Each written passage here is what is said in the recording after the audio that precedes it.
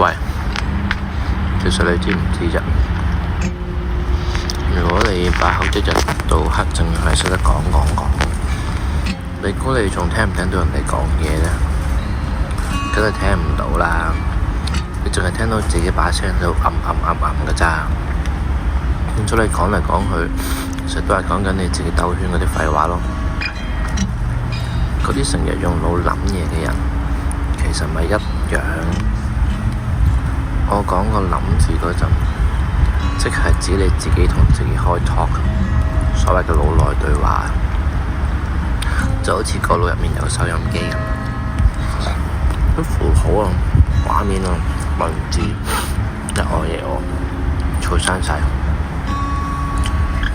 如果你日日都係咁，你會發覺，除咗諗嘢本身之外，你個腦根本係空嘅，冇嘢好諗。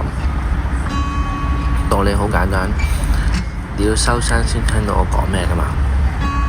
同樣地，你想知道生命到底係咩玩法，首先就要個腦收聲。當你個腦真係靜落嚟嗰一刻，你就會即刻 feel 到我個 friend 講得好鬼正嗰樣嘢，不可言喻嘅世界。一啲最普通不過嘅畫面、聲、氣味，就好似你眼前地下個影嗰種質感，所有嘅嘢根本唔使有名堂，唔使指手畫腳話，喂，邊個影㗎？喂，紅色嘅喎，喂，咖啡色嘅喎，係邊隻腳嚟㗎？多餘㗎。當你唔再去標籤啲嘢，你先至真正開始睇到嘢。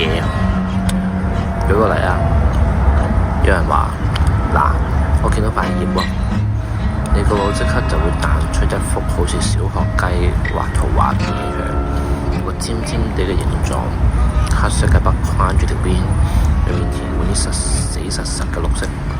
喂大佬，現實邊有樹葉係生到咁樣㗎？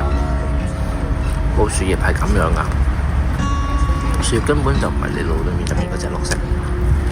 所以老鼠都講過啦，五色令人目盲，五音令人耳聾啊。因為如果你眼裏面淨係睇到五隻顏色，你盲嘅喎；如果你淨係聽到五個音符，你係聾嘅喎。你明唔明？如果硬係要將所有聲逼入五個音度，所有顏色逼入五隻色裏面，咁你真係有聾有盲噶啦。顏色嘅世界係無限噶嘛，聲音都係一樣。只有當你放低你個人嘅死人話咁就講嘢概念啦，唔好再框住啲色同聲，你先至真正開始聽到睇到呢個世界。所以清醒啲，聽清楚。我唔係叫你將日常生活搞到好似風紀隊長或者雪球阿 Sir 咁樣，一啲要將啲嘢執到正一正，一板一眼，咁先叫啱。如果我想你做個循規蹈矩嘅乖乖仔，我就會叫你咁樣做。但係拜託，千祈唔好做所謂嘅嗰啲乖乖仔。你明我講咩？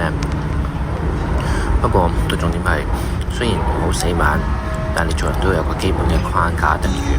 因為如果冇呢個底啊，嗰種解脫咧嘅力量啊，一嚟到就可以將個人咧個世界炸爛咗咁樣，就好似條電線太幼，頂唔順幾萬個伏特嘅強大電流一樣，砰一聲會爆啊！